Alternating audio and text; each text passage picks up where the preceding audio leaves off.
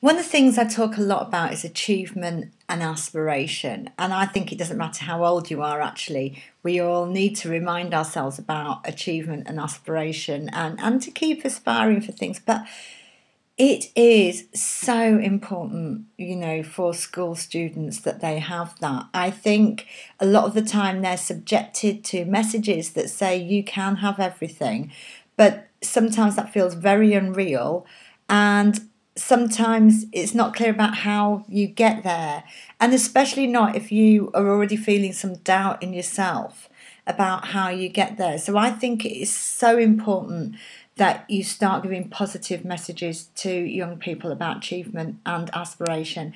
I think it's so important that they believe in themselves and they understand that you have a right to want what you want from life, that you may have different views and dreams for your future that maybe some other people have for you. Like Ken Robinson talks, finding about your core, your creativity, your inner place, and really believing in that and going for that. I also believe in the power of dreams and about having vision and having an idea of where you want to go. But then you've got to make sure that that happens. And I think that's where one of the areas I can talk about, because despite not doing very well at school, I actually have done really, really well in my career, and I've done it because I think I've worked very, very hard.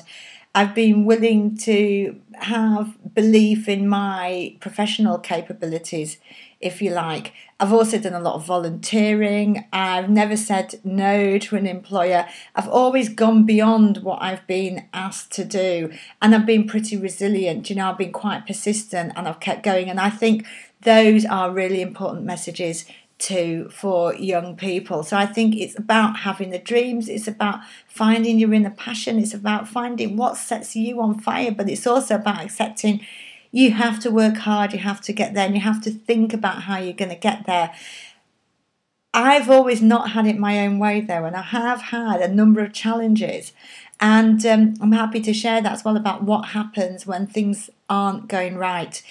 I can either come and do a keynote about that, or I can do much more facilitated work and more interactive work about that. I spent many years doing training in the third and voluntary sectors, and I'm able to bring that experience and those skills into a school setting. So at this point, we can also get young people to think about what is great about them, what do they believe in, and how they can big themselves up and how they can have aspiration and have it to go alongside achievement.